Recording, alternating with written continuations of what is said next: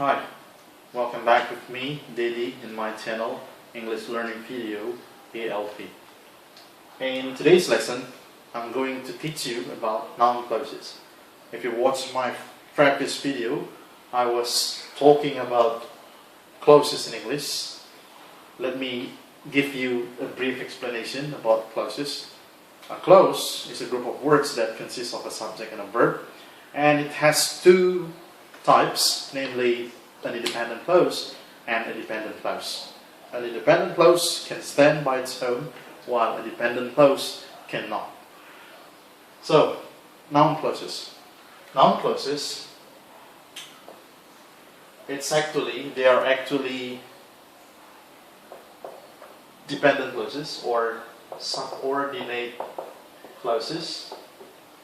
Now that I mentioned subordinate clauses, you have now already had in your mind that they can never stand alone. Subordinate clauses that function like a noun thus. Okay? So these are clauses which function like a noun. Probably a question comes to your mind: what does a noun function? A noun can be used as a subject. A noun can also be used as an object in a sentence. And it can also be used as a subject complement. So, noun clauses can also be used as these three functions. Noun clauses, because they are subordinate clauses or dependent clauses, they cannot stand alone.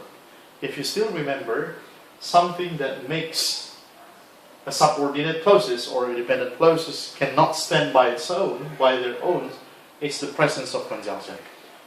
So the form of a noun clause should be started with a conjunction, and there comes a subject and a verb.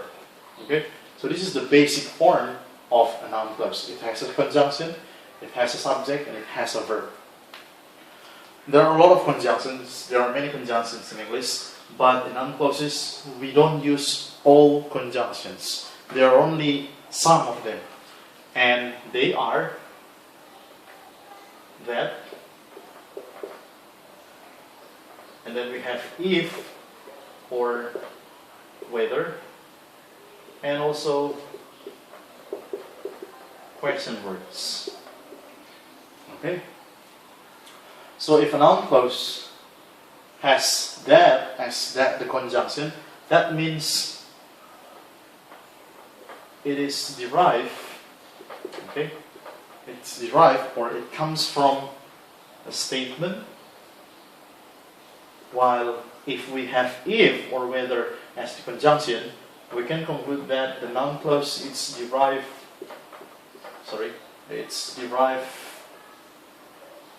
from a statement, and if or whether as the conjunction, that means the noun clause is derived from a yes/no question. Okay? A yes/no question means a question that requires yes or no as the answer, and it usually starts with an auxiliary. For example, did you go to the party? Yes, I do. No, I don't. And question words are words like what, when, why, how, which, etc. So if we use those question words as the conjunction, that means our noun clause is derived from a WH question. Okay?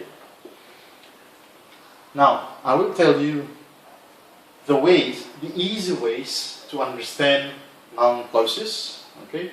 So I will write to you two sentences, and then I will join the two sentences to become only one, and they will form noun clauses.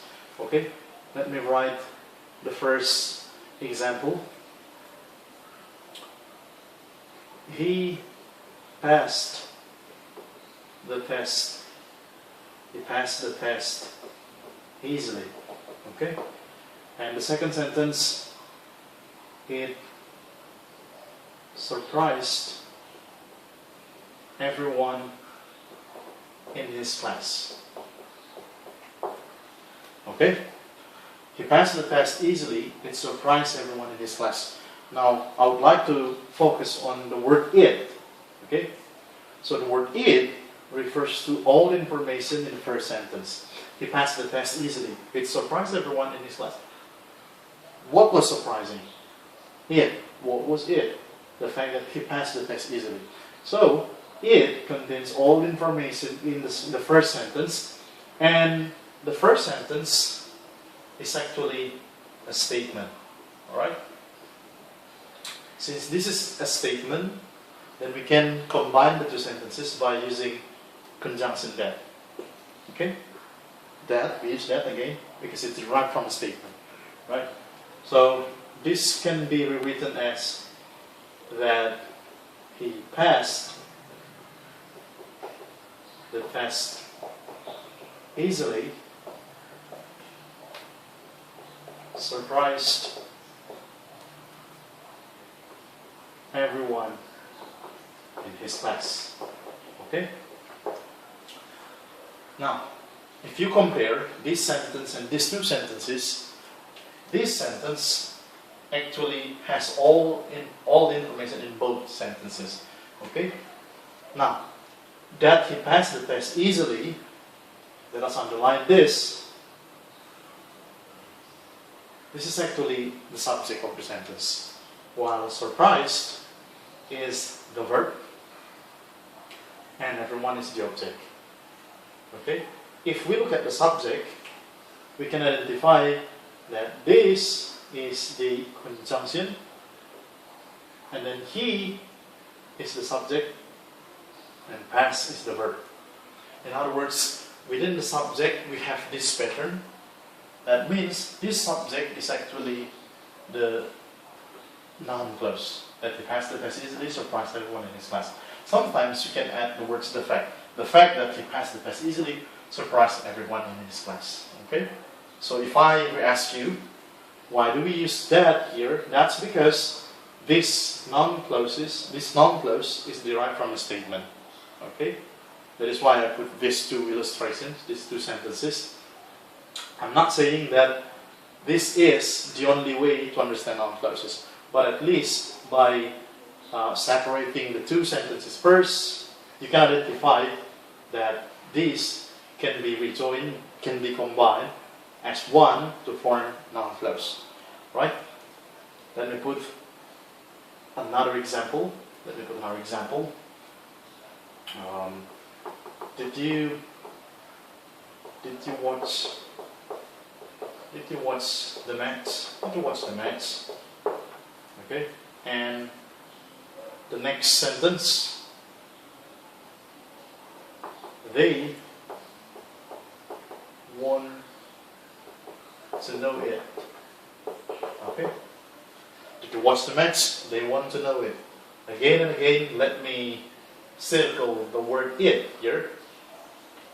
It's the object of this sentence, and the word it refers to all information in the first sentence. The word it refers to the sentence, did you watch the match? And did you watch the match? If I ask you, is it a statement? Is it a yes-no question? Or is it a double expression? Yes, a yes-no question. Because it can simply be answered by saying, yes, I did, no, I didn't. Okay, so this is a yes-no question. That means when we want to combine these two sentences to form noun clauses, then we have to choose between if or whether. Right? So, can you now combine the sentence like the way we did in the first sentence? Okay? So, they want to know. Alright? You may use whether or if.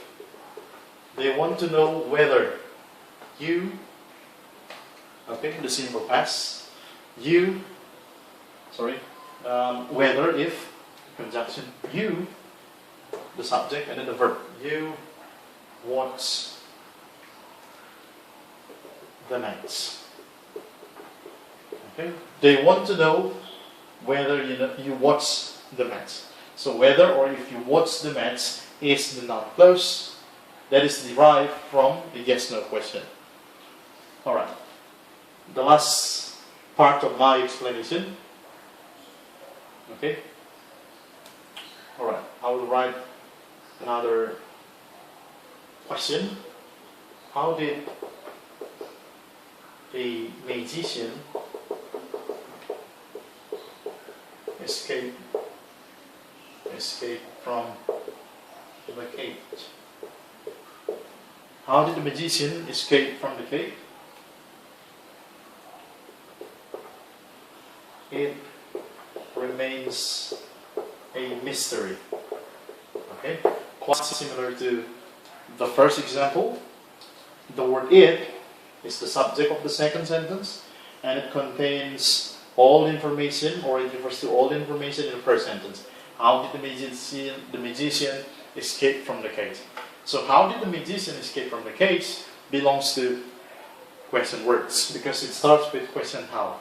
So this is going to be our conjunction when we join these two sentences to become one, and within that sentence we have the noun clause.